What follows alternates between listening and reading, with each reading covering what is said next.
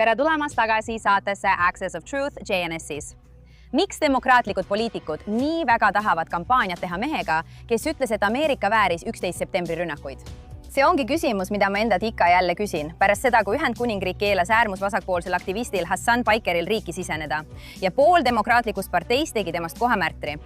Aga miks just see haige inimene, keda USA valitsus praegu uurib võimalike sanktsioonide rikkumiste eest Kuubat külastades, on Ameerika poliitikas nii tähelepanu keskmes?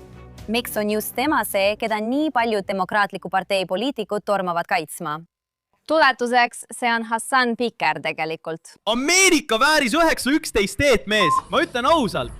Minu arusaamise järgi on asi selles, et kinnisvara omanikud, kellel seal kinnisvara on, otsustavad lihtsalt üldse mitte välja üürida. Jah, tappa need värdjad ja mõrvata need värdjad tänaval. Las tänavad uputavad end nende neetud punasesse kapitalistlikku verre, mees. Engels kirjutas sotsiaalse mõrva kontseptsioonist. Ja Brian Thompson, olles United Healthcare'i tegevjuht, tegeles tohutu hulga sotsiaalse mõrvaga. Süstematiseeritud vägivalla vormid.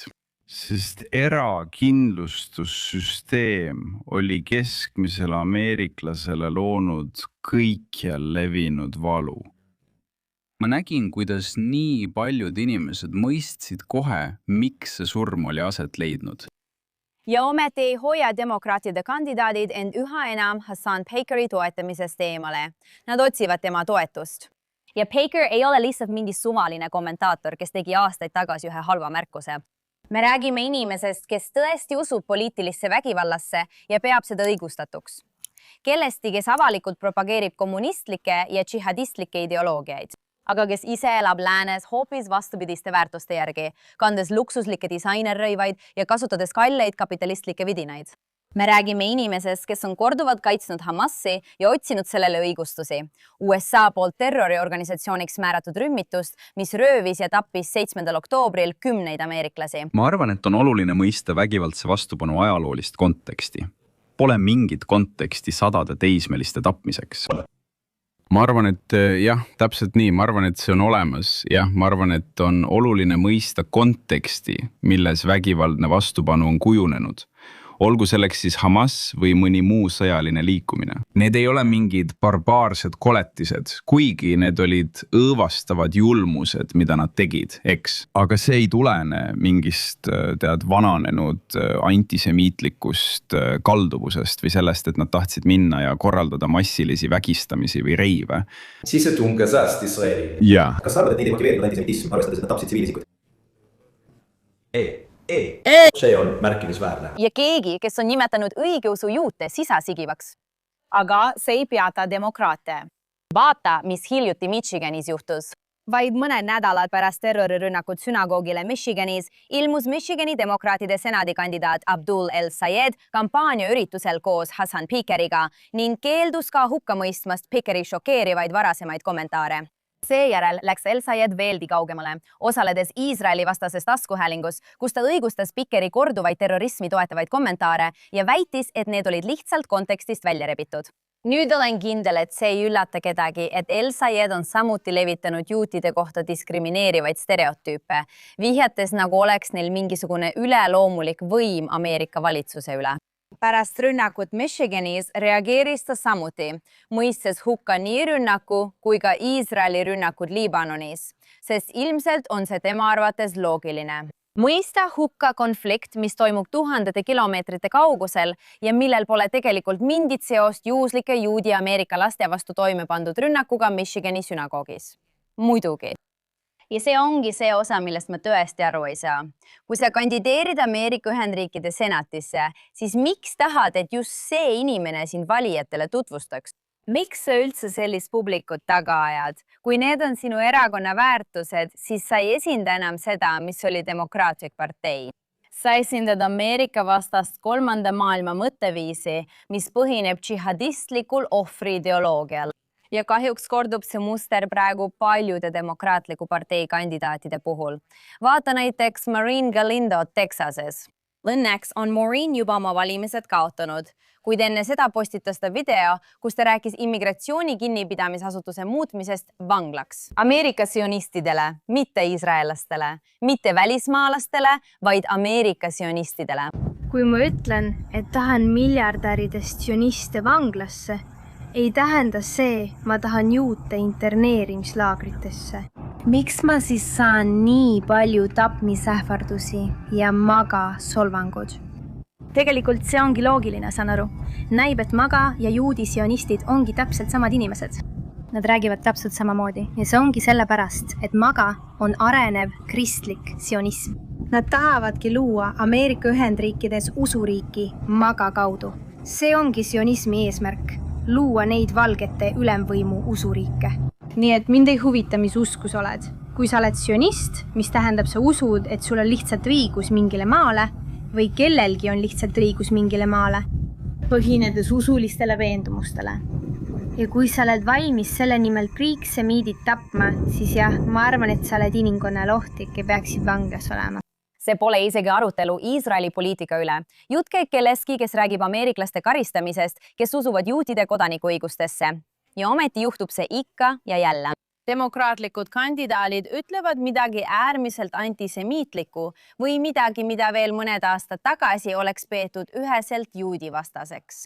Kuid selle asemel, et kandidaatidena kõrvale heita, on demokraatlik partei, mille on hiljuti üle võtnud Ameerika demokraatlikud sotsialistid, otsib sellele vabandusi, aga asi läheb veel hullemaks.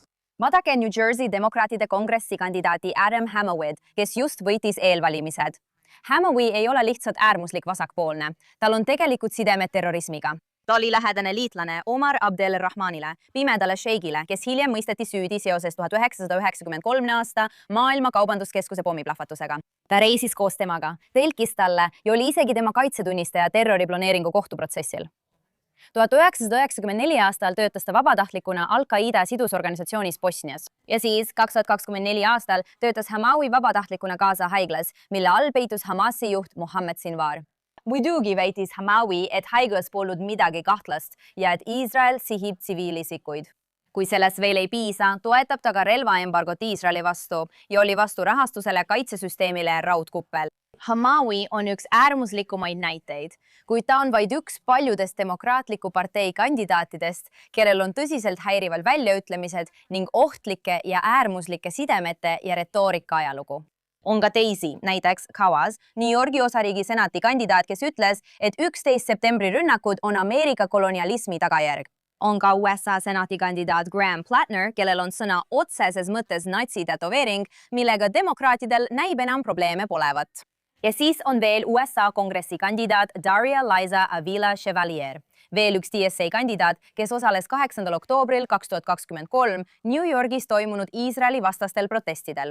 Kurb reaalsus on see, et seisukohad, mis varem eksisteerisid peamiselt äärealade aktivistide seas, ilmuvad nüüd kongressi valimistel üle kogu riigi. Ja isegi demokraadid hakkavad seda tunnistama. Mallory McMorrow, demokraatliku partei senati kandidaat Michiganis, küsiti, kas demokraatlikul parteil on antisemitismi probleem ja tema vastus oli ühemõtteline jah. Tegelikult on tema enda perekond olnud selle ohver. Tema abikaasad, kes on juut, sõimati antisemiitliku solvanguga, kui ta jalutas nende 5-aastase tütrega õues. See on demokraat, kes kirjeldab seda, mida ta on oma silmaga kogenud. Kas demokraatlikus parteis on antisemitismi probleem? Proua McMorrow, on küll. Demokraatide kongressil karjus üks osaleja antisemiitliku solvangu mu abikaasa, kes on juut, suunas, kui ta jalutas koos meie 5-aastase tütrega. See on hirmutav. Kui see on nii, siis miks lasevad demokraatliku partei võimukandjad sellel juhtuda? Miks nad käituvad nii, nagu oleksid need, kes otseselt poliitilist vägivalda propageerivad, tegelikult Z-generatsiooni ja partei tuleviku legitiimne hääl, nagu Hassan Baiker? Sest ma arvan, et see küsimus ütleb meile midagi olulist selle kohta, mis partei sees toimub. Mõni aasta tagasi oleks koos kellegagi esinemine, kes ütles, et Ameerika vääris 9-11 teed olnud poliitiline enesetapp. Ometi näeb täna üks USA senati kandidaat seda võimalusena. Mõni aasta tagasi oleks Ameerika sionistidele mõeldud vanglast rääkimine kampaania lõpetanud. Täna saab sellest lihtsalt järgmine uudistsükkel. Ja mõni aasta tagasi oleks paljud neist seisukohtadest piirdunud väikese aktivistide grupiga. Täna on nad demokraatliku partei tulevik, mis tõstatab küsimuse, kus kurat on vasakpoolsed. Kus on need demokraadid, kes armastavad Ameerika Ühendriike, kes usuvad, et antisemitism peaks olema diskvalifitseeriv, olenemata sellest, kas see tuleb paremalt või vasakult, kes mõistavad, et inimõigusi saab toetada ilma Hamasi õigustamata, kes ei toeta radikaale, kes põletavad Ameerika lippe, sest sellistele vaadetele ei tohiks olla kohta ei vasakul ega paremal. Terve demokraatia vajab eriarvamusi, see vajab arutelu. See vajab inimesi, kellel on erinevad ideed ja kes vaidlevad heas usus, sest nad tahavad, et riigil läheks hästi, mitte sellepärast, et üks pool tahab seda hävitada kolmanda maailma džihadismi kasuks. Hassan Peker vihkab Ameerikat ja see pole kunagi olnud see, mida ta on pakkunud. Ta ei taha lahendusi. Tema poliitiline projekt põhineb inimeste veenmisel, et Ameerika on probleem, et selle institutsioonid on probleem, et juudid on probleem ja et riigis peab toimuma mingisugune kommunistlik revolutsioon. Mis mind kõige rohkem häirib, ei ole see, et Hassan neid asju tegelikult usub. Lõppude lõpuks on ta teadmatuse troll, kes teeskleb, et tal on intellektuaalne põhjalikkus, kuid tegelikult ei ole. Mis mind tegelikult häirib, on see, et poliitikud otsivad nüüd tema toetust, jahivad tema publikut ja kohtlevad teda kui mingit usaldusväärset liitlast. Sellepärast arvan ma, et Ühendkuningriigi keeld on tegelikult tähelepanu kõrvalejuhtimine ja ta üritab seda enda kasuks pöörata. Oodake vaid, juute halvustades. See on siin suurem probleem. On see, et üks suur Ameerika erakond võtab üha enam omaks inimesi, keda oleks varem peetud poliitiliselt mürgisteks. Mitte kaua aega tagasi. Kõik selleks, et meeleheitlikult saada toetus Z-generatsioonilt. Põlvkonnalt, keda Hiina, Katari, Iraani Islamivabariigi ja teiste mõjutustegevus sotsiaalmeedia kaudu kõige enam mõjutab.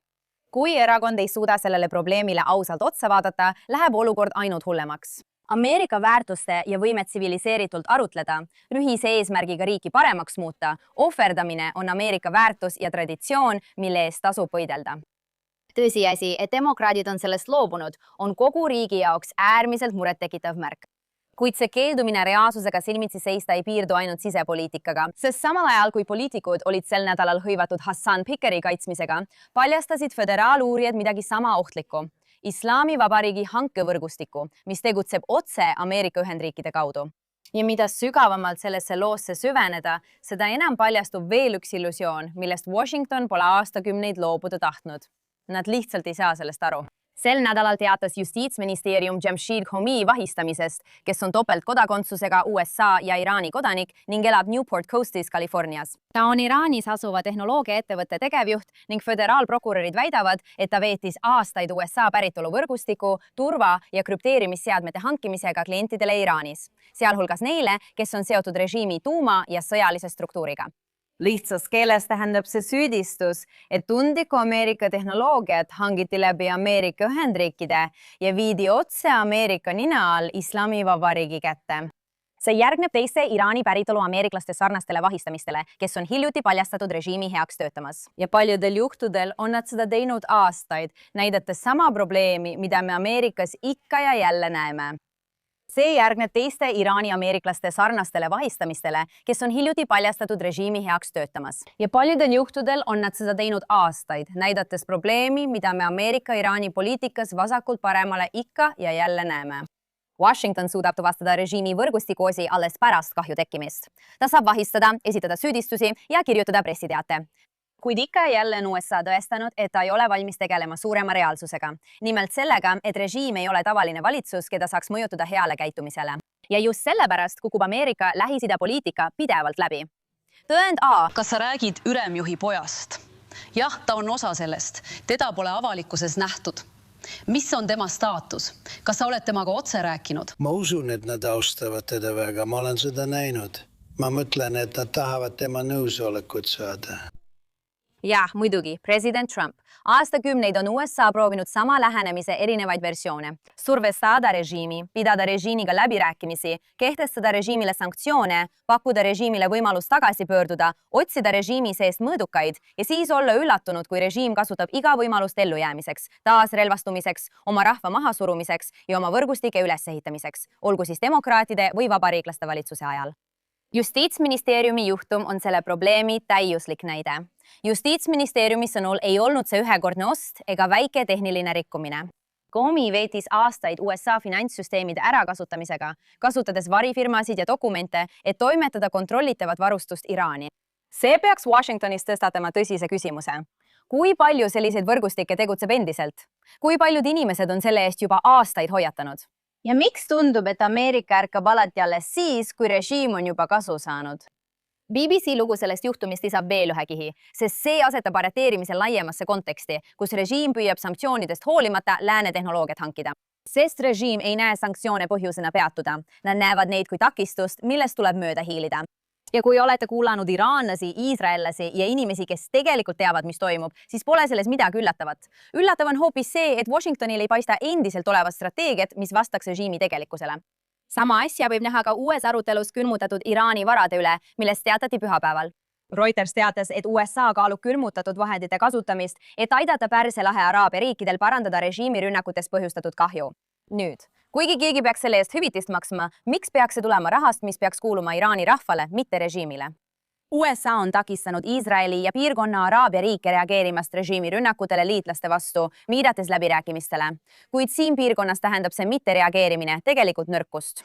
USA ei näita jõudu, kui ta lõikab oma Lähis-Ida liitlaste jalad alt selle režiimi vastu. Nüüd tahavad nad, et kompensatsioon tuleks vahenditest, mis peaksid minema Iraani ülesehitamiseks, kui see režiim langeb. Ausalt öeldes, see on õigustatud arutelu, kuid miks on see ainus arutelu?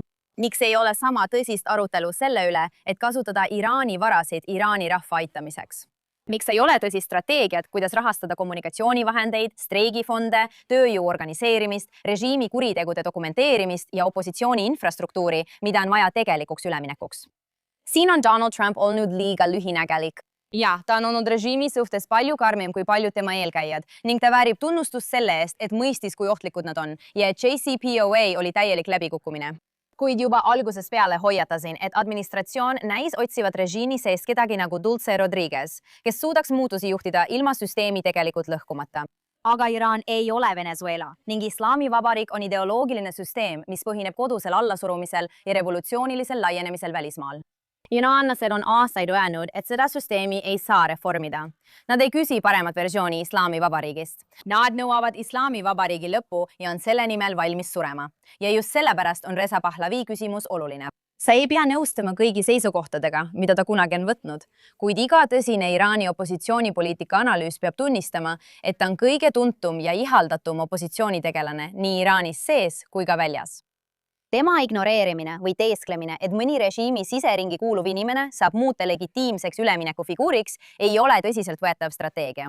See on Washingtoni arvamus, et nemad teavad paremini kui inimesed, kes on selle režiimi all elanud 47 aastat. Nad eksivad ja just sellepärast on Iisraeli kogemus oluline. Iisrael mõistab Lähis-Ida olukorda viisil, mida järjestikused USA administratsioonid ei ole suutnud. USA on suveräänne riik omaenda huvidega, aga Iraani puhul on Iisrael juba aastakümneid hoiatanud selle režiimi olemuse, tuumaambitsioonide, USA ähvardavate proksivõrgustike, ameeriklasi tapva terroritaristu ja iga diplomaatilise võimaluse ärakasutamise eest, et end uuesti üles ehitada. Ometi käitub USA endiselt nii, nagu teaks ta paremini kui Iisrael, kuidas selle režiimiga toime tulla. See on hullumeelsuse definitsioon. Pühapäeval tunnistas üks endine Mossadi ametnik avalikult, et Iisraelil oli etapiviisiline plaan režiimi nõrgestamiseks ja tingimuste loomiseks, mis viiks selle kokkuvarisemiseni. Osa sellest plaanist oli juba töös, kuid protsess peatati, kui president Trump ootamatult sõja lõpetas. Samuti oli see president Trump, kes nõudis, et Iisrael lõpetaks rünnakud 12-päevase sõja ajal ning samuti president Trump, kes nõudis, et Iisrael lõpetaks rünnakud Hezbollah vastu Liibanonis. Ja samuti president Trump, kes nõudis, et Iisrael lõpetaks rünnakud Islamivabariigi vastu vastuseks viimasele raketirünnakule ja relvarahu rikkumisele. Kõik need sammud annavad Islamivabariigile tohutu võidu ja panevad neid arvama, et nad suudavad dikteerida, mis toimub teistes suveräänsetes riikides, mille asjadesse neil pole mingit õigust sekkuda ega isegi kommenteerida. Trump armastab end kujutada kui tehingute tegijat, kuid need sammud pikendavad režiimi eluiga otseselt selle piirkonna inimeste arvelt, olgu need siis iraanlased, iisraellased või araablased. Aga need sammud pikendavad sõna otseses mõttes režiimi eluiga ja seda piirkonna inimeste arvelt, alates iraanlastest kuni iisraellaste ja araabia maailmani. Probleem president Trumpi nägemusega on selles. Kui eesmärk on režiimi ohjeldada, siis otsid sa alati kokkuleppeid, väljapääse, pause, järeleandmisi. Aga kui sinu eesmärk on maailm režiimist vabastada ja tagada, et see ei ohustaks enam kunagi USA'd, siis on vaja teistsugust strateegiat, mis seab keskmesse inimesed, mitte režiimi. Ja just sellest Washington aru ei saa. USA on väga osav režiimi masinavärgi osade leidmisel tagantjärele, relvade hankimise jälgimisel ja ettevõtete sanktsioneerimisel, isikute vahistamisel, varade külmutamisel. Nad suudavad isegi sihtmärke Iraanis rünnata. Aga ükski neist ei vasta suuremale küsimusele. Mis on lõppeesmärk? Kui lõppeesmärk on nõrgem islamirežiim, siis tuleb sellega iga paari aasta tagant tegeleda ning see toob kaasa veelgi rohkem verevalamist nii piirkonnas kui ka kaugemal. Aga kui eesmärk on luua turvalisem Ameerika ja parem maailm ilma selle üksuseta, kes on piirkonnas kõige rohkem verd valanud, siis võib-olla peaksite laskma Iisraelil teha seda, mida me kõige paremini oskame. Seepärast on Justiitsministeeriumi juhtum oluline, sest see ei ole ühe reeturi lugu. See on meeldetuletus, et režiim kohaneb, kasvab ja kasutab ära iga võimalust lääne ühiskonnas. Küsimus on nüüd selles, kas Washington tunnistab lõpuks, et selle režiimi ohjamine on läbi kukkunud või kas me veedame veel ühe aastakümne teeseldes, et järgmine kokkulepe, järgmine sanktsioon või järgmine relvarahu toob kuidagi teistsuguse tulemuse. Võtame selle nädala kokku hea, halva ja koledaga. Alustades halvast. Sel nädalal tegi ÜRO ametnik jahmatava ülestunnistuse pärast kuid kestnud teateid ja pahameelt valeväidete üle, mis omistati Iisraeli julgeolekujõududele seoses seksuaalvägivallaga. Pramila Paton, ÜRO ametnik, kes vastutab raporti eest, mis lisas Iisraeli koos Hamasiga ÜRO seksuaalvägivalla musta nimekirja, tunnistas, et ta ei ole kunagi isiklikult tõendeid üle vaadanud ega oleks isegi valmis külastama kinnipidamisasutusi, kui talle selline võimalus antaks. Vaadake ise. See ei ole minu ametkonna vastutus kontrollida tõendeid. Kas teil oli juurdepääs selles raportis mainitud tõenditele? Mul ei ole juurdepääsu. Ma mõtlen, et teave on kontrollitud väga põhjaliku kontrolli ja dokumenteerimismetoodikaga. Mina olen vastuvõtja, ma kogun selle teabe kokku ja esitan selle peasekretärile. Õige, ma lihtsalt mõtlesin, kas olete seda oma silmaga näinud? Ei, sest see ei ole minu töö. Ja isegi kogu koostöö jooksul alalise esindusega tegin ma selgeks, et ma ei külasta kinnipidamisasutusi, isegi kui nad seda pakuvad. Miks esitati neid väiteid maailmale enne, kui isik, kes pidi neid esitama, oli ise tõendeid läbi vaadanud? Kui sa oled ÜRO ja kavatsed panna mõne riigi musta nimekirja kõige tõsisemate süüdistuste tõttu, siis võiks ju arvata, et tõendite kontrollimine peaks olema esimene samm. Eriti kui need raportid jõuavad pealkirjadesse, mõjutavad valitsusi ja neid kasutatakse isegi juutide vastu viha õhutamiseks üle kogu maailma.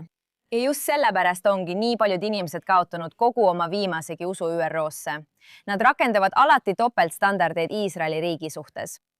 Kui selle raporti eest tegelikult vastutav isik tunnistab, et ta ei vaadanud isiklikult tõendeid üle ja mitte ainult seda, vaid keeldus ka külastamast kõnealuseid asutusi, siis kuidas saab üldse midagi, mida nad ütlevad usaldada? Jällegi tõestab ÜRO oma mainet kui absurditeater. Ja nüüd Kanada kõige inetumast loost, mis sel nädalal minu tähelepanu pälvis, mis on kahjuks kurb, sest tundub, et Kanadast tuleb viimasel ajal inetuid lugusid järjest juurde. Montreali juudi üldhaigla südamekirurgia juhataja teatas, et lahkub Quebecist pärast enam kui 20 aastat põhjus. Kanadas kasvav juudi vastasus. Ta ütles, et tal ei ole enam usaldust, et kasvavad antisemitismi tervishoiusüsteemis ei võeta tõsiselt. Ja mis on eriti murettekitav, on see, et me ei räägi poliitikast, sotsiaalmeediast ega ülikoolil toimumast vaidlusest. Me räägime kogenud südamekirurgist, kes on aastakümneid töötanud Kanada meditsiinis ja on nüüd jõudnud järeldusele, et olukord on nii halb, et ta soovib riigist lahkuda. Kanada on šokeerivalt halvas seisus, kui nii koheldakse teie juute. Ainult viimase 2 päeva jooksul on Kanadas toimunud 2 erinevat rünnakut sünagoogide vastu. Mis toimub Kanadas? Ja lõpuks, nagu alati, tahame lõpetada positiivse noodiga meie nädala hea looga. Üks huvitavamaid asju juhtus pärast seda, kui iraanlased said osaliselt internetiühenduse tagasi. Ja see, mida neil öelda oli, on väga kõnekas. Nad ei ole pahased USA või Iisraeli peale režiimi ründamise eest. Nad on hoopis pahased selle peale, et pommitamine lõppes. Kui režiimi propagandistid rääkisid läänemaailmale, et rünnakud Iraani vastu ühendavad iraanlased režiimiga, siis rahval oli maailmale hoopis teistsugune sõnum. Kas ollakse lõpuks valmis kuulama? Vaadake ise.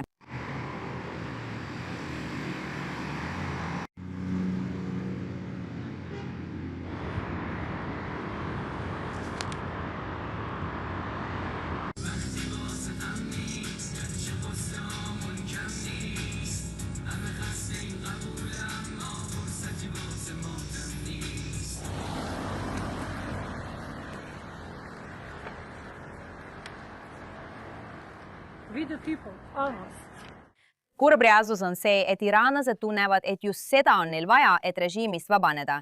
Ja see on ikka hoopis teistsugune nägemus, kui paljudel niinimetatud ekspertidel oli. Kas mäletate, kui nad veetsid kuid kurtes, et rünnak paneks iraanlased lipu ümber koonduma? Tõde on see, et ainus viis inimesi lipu ümber koondada on siis, kui nad maksavad meile avaldajatele, et need tuleksid režiimi toetuseks kohale. Aga igal juhul, see on ilmselgelt mõru magusa maitsega meie hea lugu, see on meie hea lugu sel nädalal, sest Iraani rahvas ei ole selle režiimiga veel lõpetanud. Ja nende vastupidavus olukorras, kus tundub, et kogu maailm pöörab neile selja, on midagi, mida ei saa märkamata jätta. Nii et me seisame koos teiega, kõik Iraani inimesed. Jätkake vastupidamist ja meie jätkame teie eest sõnavõtmist. Ja see ongi kõik selleks nädalaks saates Access of Truth. Nagu alati, kui teil on mulle mõni vihje mõne loo kohta, siis võtke julgelt ühendust sotsiaalmeedias Emily K. Schrader X-is või Emily Tel Avivis Instagramis. Kohtume järgmisel nädalal GNS-is.